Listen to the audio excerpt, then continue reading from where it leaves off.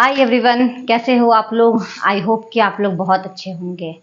तो आज का जो हम वीडियो स्टार्ट कर रहे हैं वह है हमारा क्लास 8 के एनसीईआरटी का बुक। जैसा कि आप लोग जानते हैं क्लास 10th और क्लास 9th का एनसीईआरटी बुक हम आप लोग को करवा ही रहे हैं। साथ ही कुछ का कहना था, कुछ बच्चों का कहना था कि क्लास 8 का एनसीईआरटी भी हमें करवाइए। तो आज का वीडियो जो है वो है हमारे क्लास 8 के स्टूडेंट्स के लिए। एकदम अच्छे से समझिएगा। तो आज का जो चैप्टर है, सबसे पहला चैप्टर है परिमेय संख्या, रेशनलाइजेशन नंबर, परिमेय संख्या। तो इस चैप्टर को स्टार्ट करने से पहले जो है हम कुछ इंट्रोडक्शन जो है आपको इस चैप्टर का दिए हैं। इसके बाद इस इंट्रोडक्शन को अगर आप लोग अच्छी तरह से समझ जाते हैं तो फिर क्वेश्चन को सॉल्व करने में आप लोग को कोई परेशानी नहीं होगी।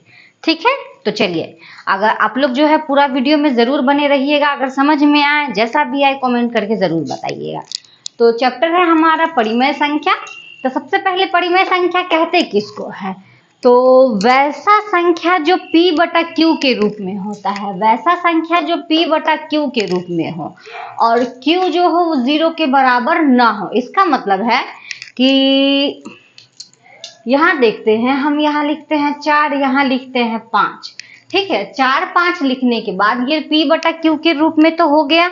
p बटा q के रूप में मतलब यह भिन्न में होना चाहिए और ये q जो है वो 0 के बाद, ये 5 जो है हमारा नीचे वाला जो है हर जो है वह 0 के बराबर नहीं होना चाहिए। तो यहाँ देखते हैं तो 5 तो हमारा 0 के बराबर नहीं है। साथ ही थोड़ा सा और इसको हम लोग क्या कर लेंगे, p और q का मौसा जो है वह 1 आना चाहिए। इसका हम HCF अगर लेते हैं, 4 5 का HCF आप लोग लेके देखेंगे तो वह हमारा 1 आना चाहिए। इस प्रकार से अगर इतना नियम वो हो रहा है तो वह परिमेय संख्या होता है। क्या होता है? वैसा संख्या जो p बटा q के रूप में हो, q जो हो 0 के बराबर नहीं हो, साथ ही p और q का मौसा हमारा 1 हो। कोई दिक्कत नहीं। ये एक एग्जाम्पल फिर देखते हैं, 5 बटा 1। यहाँ पहले सबसे पहले देखिए p बटा q के रूप में तो है, q हमारा 0 के बराबर भी नहीं है और 1 और 5 का अगर आप HCF मतलब मौसा लेते हैं तो देखिएगा आपका 1 आता है। ऐसा करने से हमारा परिमेय संख्या का पहचान हो जाता है। ठीक है, हमें उम्मीद है कि आपको समझ में आया होगा। दूसरा देखते हैं हम लोग क्रम विनिमेयता का नियम, मतलब कम्यूटेटिव लॉ। ये क्रम विनिमेयता का नियम क्या होता है? वैसा हमको कोई संख्या लेना है, ठीक है, कोई एक संख्या लेना है, उसको हम दूसरे संख्या से गुना करेंगे।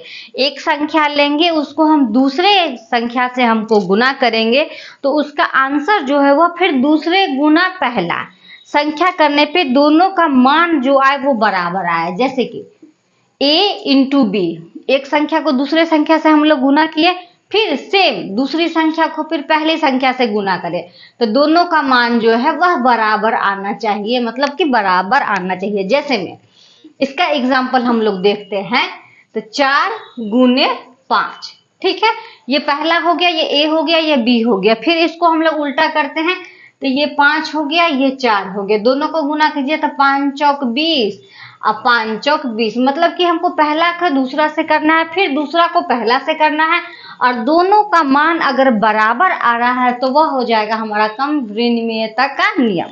क्रम विनिमेयता का नियम, कोई दिक्कत नहीं। पहला अंक को दूसरा से गुना किए, बराबर में दूसरा को पहला से फिर से गुना करेंगे, दोनों का मान अगर बराबर आ गया तो हो गया क्रम विनिमेयता का नियम। ठीक है, कहीं भी समझ में दिक्कत हो तो कमेंट में जरूर बताइए। तीसरा हम लोग देखते हैं गुणात्मक तत्समक नियम। गुणात्मक मतलब गुना का चर्चा है, तो इसमें हम लोग क्या करेंगे, वैसा कोई संख्या लेंगे जिसमें हम 1 से गुना करेंगे। वैसा हम संख्या लेंगे जिसको हम 1 से गुना करेंगे तो उसको बराबर में अगर 1 गुने वही संख्या प्राप्त होना चाहिए।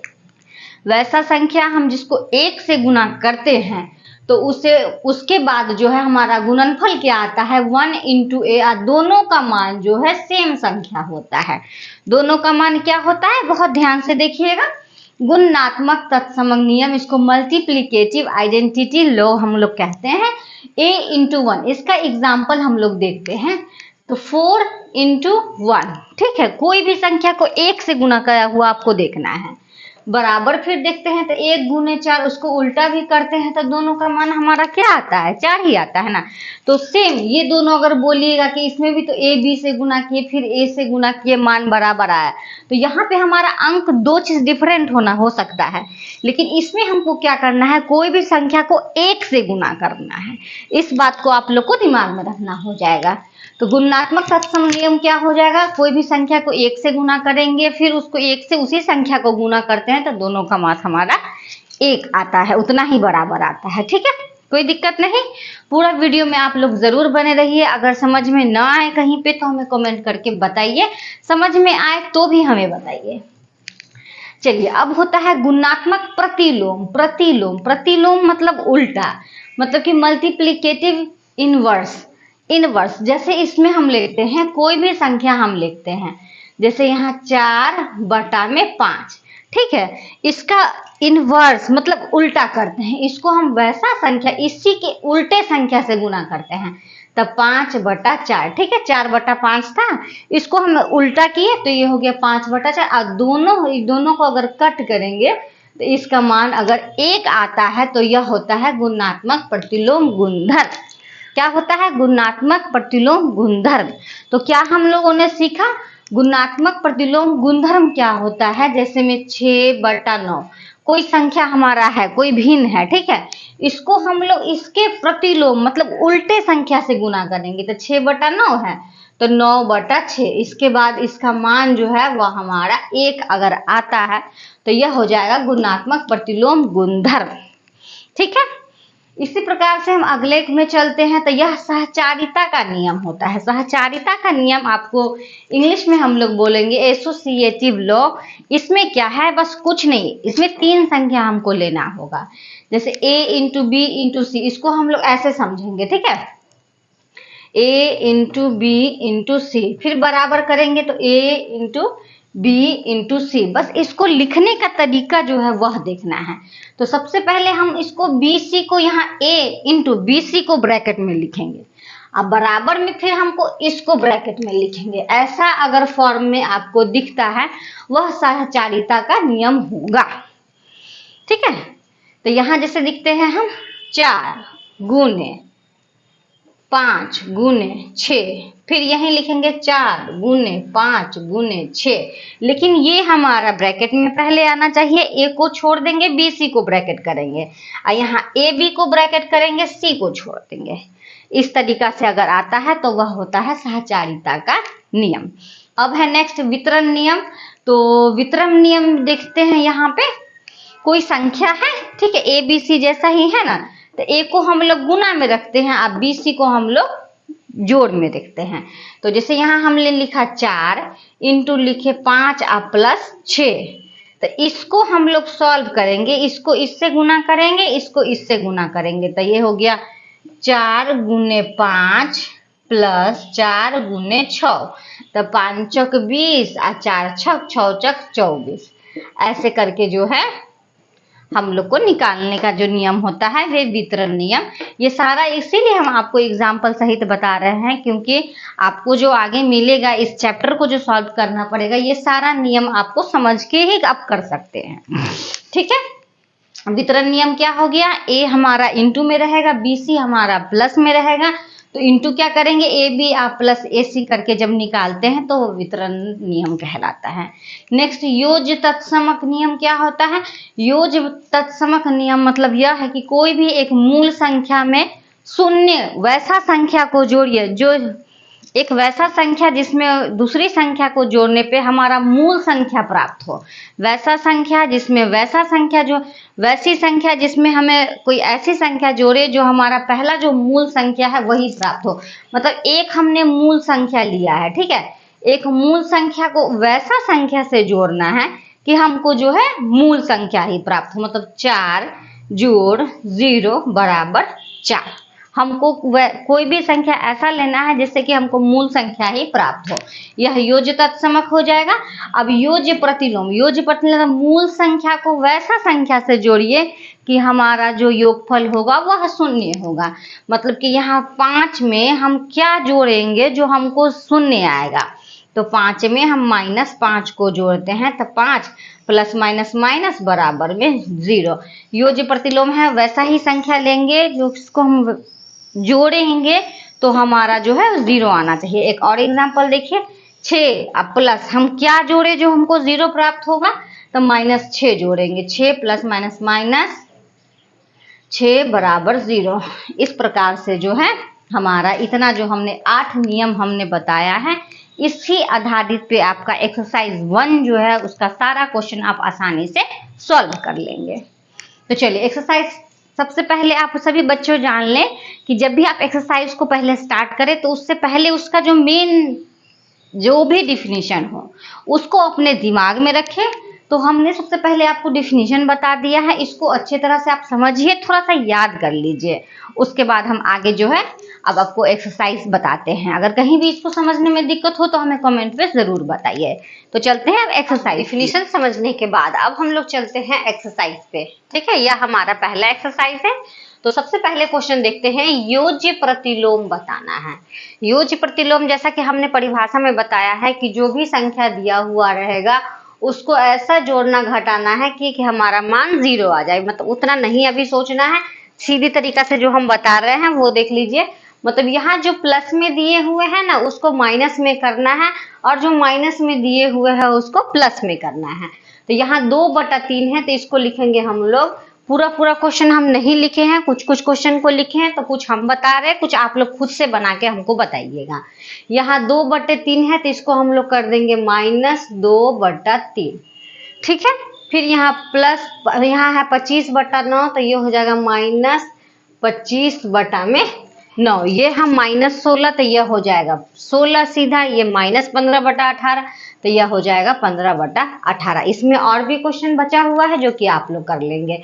सबसे पहले क्या करना है, प्लस है तो उसको माइनस में करना है, माइनस में है तो उसको प्लस में करना है।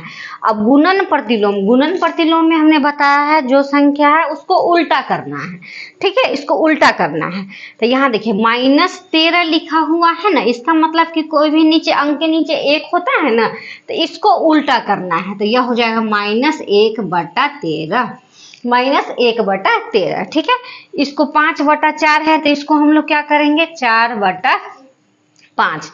यह 4/-7 तो -7/4। यहाँ है -5/-8, तो ये अगर माइनस काटना है तो काट भी दीजिए, नहीं काटने का मन है -8/-5। यहाँ -1 है तो इसके नीचे भी 1 छिपा हुआ है तो 1/-1। इस प्रकार से हम लोग गुणन प्रतिलोम कर लेंगे। अब यहाँ तीसरा जो क्वेश्चन दिया हुआ है, हमें उम्मीद है कि आपको 1, 2 समझ में आ गया है। इसमें पूरा क्वेश्चन को हमने नहीं लिखा है, जो क्वेश्चन बच गया है उसको आप सॉल्व करें। इसमें उचित गुणधर्म का प्रयोग करके जो है इसको सरल करना है, सॉल्व करना है। तो बहुत ही आसान तरीका है, बस जैसे हम बता रहे हैं वैसे आप देखते चलिएगा। यहाँ देखिए 3 है, यहाँ देखिए 3, ये दोनों को हम लोग एक साथ करते हैं। 4/3, ये प्लस माइनस यहाँ माइनस में आ जाएगा 2/3, ठीक है। फिर देखते हैं हमारा ये 5 वाला को 5 वाला, इसको हम लोग एक साथ करते हैं, और यहाँ प्लस का प्लस दे दिए 3/5। यहाँ भी माइनस है, -11/5। सबसे पहले हम लोग ऐसे करके ये जिसका भी हर हमारा एक जैसा दिख रहा है उसको हम लोग इस फॉर्म में ले आते हैं और फटाफट इसको सॉल्व करते हैं। 3 का लघुत्तम हुआ 3, भिन्न का जोड़ घटाव, 3 को 3 से भाग किया 1, 1 को 4 से गुना किया 4 -2 प्लस, सेम यही तरीका इसमें भी करेंगे 5 तो 3 -11, ठीक है, कोई दिक्कत नहीं।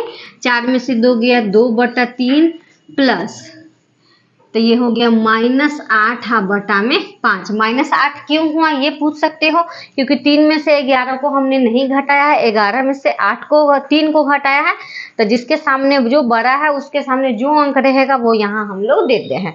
तो 8 3 11, ब्रैकेट हटाइए तो 2/3 प्लस माइनस माइनस 8/5। अब भिन्न का जोड़ घटाव बना दिए, 5 तिया 15, 3 5 15, 5 दूनी 10, माइनस 5 तिया 15, 8 तिरिक 24, घटा देंगे। फिर देखेंगे बड़ा के सामने यहाँ माइनस है तो हम लोग माइनस ही रखेंगे, तो ये हो गया 4 1/15। ये हमारा आंसर हो गया इसके तीसरे भाग का, तीसरे प्रश्न का पहला भाग है ये, ठीक है, अब इसी प्रकार से हम लोग चलेंगे। अब इसका 2 भाग दिए हुए हैं,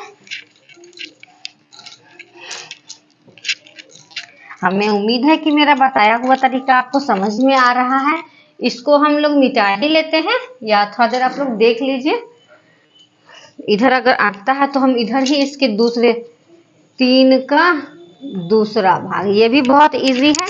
तो क्वेश्चन है हमारा 2/5 इंटू -3/7 -1/6 गुने 3/2 प्लस 1/14 गुने 2/5। लीजिए, इसको हम ऐसे घेर देते हैं, आप लोग उधर नोट कर लीजिए। इसको सॉल्व करना है, ठीक है। बहुत ध्यान से देखिएगा, बहुत इजी क्वेश्चन है। तो पहले यहाँ जहाँ जहाँ गुना दिख रहा है इसको हम लोग सबसे पहले सॉल्व करेंगे। तो यहाँ देखिए, तो यहाँ तो कोई कटने वाला नहीं है, तो गुना कर लेंगे। 3 दूनी 6 और 5 सते 35, ठीक है। ये कट सकता है, 3 दूनी 6 कट गया, ये 2 सते 14 कट गया, तो यहाँ माइनस हो गया। तो ऊपर में 1 और बटा 2 दूनी 4 प्लस 1/5 सते 35, ठीक है। तो इस 35 को एक साथ कर दीजिए, -6/35 प्लस 1/35 ऐसे, अब -1/4। इसको पहले सॉल्व करते हैं। तो 35 तो -6 प्लस 1, ठीक है, -1/4। तो ये हो गया -5/35 और -1/4 कट दीजिए। 5 सत्ते 35, तो -1/7 और -1/4। फिर भिन्न का घटाव बना दीजिए। 7 चौक 28, 7 4 तो हो गया ये -4 और माइनस हो गया 7। दोनों माइनस माइनस में है तो यह क्या होगा, प्लस हो जाएगा। तो 7 4 11 और बटा में 28। देखिए कितना आसानी तरीका से जो है हमने तीसरा का पहला भाग और तीसरा का दूसरा भाग को हल किया है। बहुत बच्चे बोलते हैं हमको समझ ही नहीं आ रहा है, तरीका से बनाइए तो आपको जरूर समझ में आएगा, ठीक है। तो इधर वाला को हम रहने देते हैं और 3 के 1 को हटाते हैं और 4 नंबर क्वेश्चन को हम बताते हैं।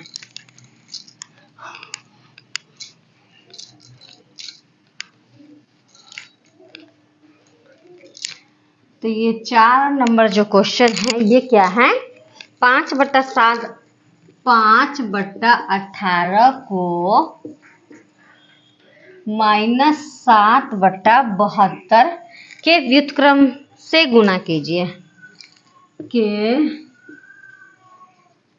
व्युत्क्रम से गुना कीजिए, ठीक है। व्युत्क्रम का मतलब हमने पीछे में बताया है कि व्युत्क्रम का मतलब ये जो है इसको उल्टा कर देना है, इससे गुना करना है। बहुत ही आसान तरीका, 5/18 गुना करना है तो वो हो गया। इसके व्युत्क्रम मतलब इसको उल्टा कर दीजिए, ठीक है, कोई दिक्कत नहीं, काट दिए। 18 चौक 72 गुना कर दीजिए, 5 चौक 20 और बटा में -7। देखिए कितना आंसर आसानी से आ गया। 18 चौक कितना होता है, 18 4 72, तो 5 चौक 20 और -7। ये रहा चौथा क्वेश्चन का सलूशन। तो हमें पूरा उम्मीद है कि आज का तो 4 नंबर तक का क्वेश्चन जो है हमने आपके बता दिया है। 5वां नंबर क्वेश्चन देखते हैं। तो 5वां नंबर क्वेश्चन में इस फॉर्म में दिख रहा है और पूछ रहा है कि यह कौन सा नियम है। तो हमने आपको बताया है वितरण का नियम कि a × b + c होता है। तो इसको हम लोग क्या करते हैं, a b करते हैं, आप प्लस मतलब कि इसको इससे गुना करते हैं और इसको इससे गुना करता है, a b और प्लस a c होता है। यह कौन सा नियम होता है, तो ये वितरण का नियम होता है, वितरण नियम, ठीक है। तो यह जो क्वेश्चन है 5 नंबर क्वेश्चन है वो पूछ रहा है कि कौन सा नियम है वो बताना है। तो आप डायरेक्ट देख रहे हैं, जैसा कि हमने परिभाषा सारा का बताया है, तो लिख दीजिएगा वितरण नियम। 6ठा नंबर क्वेश्चन देखते हैं, -1.1/8 का गुणात्मक प्रतिलोम इतना है या नहीं। तो इसको हम लोग सॉल्व करते हैं। तो ये 8 × 8 है, -1 9/8। इसको उल्टा करते हैं तो हम लोग 8/9 आ जाता है ना। तो यहाँ दिख रहा है -1/8 का गुणात्मक प्रतिलोम 8/9 है या नहीं है। तो सॉल्व करके देख लीजिए आप लोग, उतना तो आप जान ही गए हैं। तो फिर 7वां नंबर देखते हैं। तो 3.1/3 का गुणात्मक प्रतिलोम इतना है। इसको और भी एक तरीके से निकाल सकते हैं। चलिए इसको सॉल्व करते हैं। 3 × 9 आए 10/3। गुणात्मक प्रतिलोम यह जो है उसका गुणात्मक प्रतिलोम है। तो यह सॉल्व करके हमको 1 आना चाहिए। 1 आता है तो ये गुणात्मक प्रतिलोम होगा, नहीं तो नहीं होगा। तो दशमलव हटाते हैं तो यहाँ हो गया 3 से 3 कट गया, 10 से 10 कट गया, तो यहाँ आ गया 1। तो यह हो गया हमारा गुणात्मक प्रतिलोम। ठीक है, अब हम लोग 8 का देखते हैं। तो वितरण नियम से बोला है इसको सॉल्व करने के लिए। तो जैसा हमने आपको वितरण नियम बताया है a × b + c, तो फिर ab × ac करके इस नियम से ही आपको बनाना है। तो यह -3/4 ये a × b + c। तो सबसे पहले तो ये माइनस दिख रहा है, इसको हमको ठीक कर लेना पड़ेगा। ठीक है, -3/4 2/3 ± -5/6। ठीक है, इसको सॉल्व करते हैं। तो -3/4 इसको इससे गुना करेंगे तो 2/3। यहाँ देखिए तो माइनस है तो ये प्लस हो गया, और फिर इसको इससे गुना करेंगे तो 3/4। नहीं तो यहाँ पे आप प्लस करके ऐसे भी लिख सकते हैं इंटू 5/6 माइनस करके। अब इसको सॉल्व करते हैं। तो ये 3 से 3 कट गया, और ये 2 दूनी 4 कट गया, ये 3 दूनी 6 कट गया, और यहाँ तो नहीं कटेगा। तो ये हो गया हमारा 1/-2 प्लस 5/4 दूनी 8। इसको सॉल्व कर दीजिए, आगे कर लीजिएगा। सेम इसी प्रकार से हम लोग इस क्वेश्चन को भी सॉल्व करेंगे, इसको इससे और इसको इससे गुना। तो यहाँ देखेंगे 5/6 इंटू -2/5 प्लस 5/6 इंटू 3/10। चलिए सॉल्व करते हैं। 2 × 6, 5 से 5 कैंसिल, तो हो गया -1/3 प्लस 3 दूनी 6, 5 दूनी 10, तो ये हो गया 1/4। भिन्न का जोड़ घटाओ, 12 3 चौक 12 प्लस 4 तिया 12 -1/12। देखिए कितना आसानी तरीका से जो है वितरण नियम से हम लोग क्वेश्चन नंबर 8 का दोनों भाग को हम लोगों ने हल कर लिया है। तो ये जो क्वेश्चन दिया है उसको वितरण नियम से ही बनाइएगा। बहुत बच्चे ऐसे ही सॉल्व कर देते हैं, तो ऐसे ही ना करें, उसको वितरण नियम से ही सॉल्व करें, तब जाके जो है आपका इसके आगे जो 9 नंबर क्वेश्चन है वो बताया हुआ है कौन कौन सा नियम है वह मिलान करना है। तो वो जैसा कि हमने डिफिनीशन स्टार्टिंग में ही बताया है, उसको अच्छी तरह से अगर आप समझ गए हो तो आसानी से वह मिलान कर सकते हैं। तो चलिए आज के वीडियो को हम यहीं पे समाप्त करेंगे। अगर आपको मेरा बताया हुआ तरीका समझ में आया होगा तो प्लीज़ चैनल को लाइक सब्सक्राइब ज़रूर कीजिए, और अपने दोस्तों के साथ ज़्यादा से ज़्यादा शेयर कीजिए। अब मिलते हैं हम नेक्स्ट एक्सरसाइज लेके नेक्स्ट वीडियो में, तब तक के लिए धन्यवाद।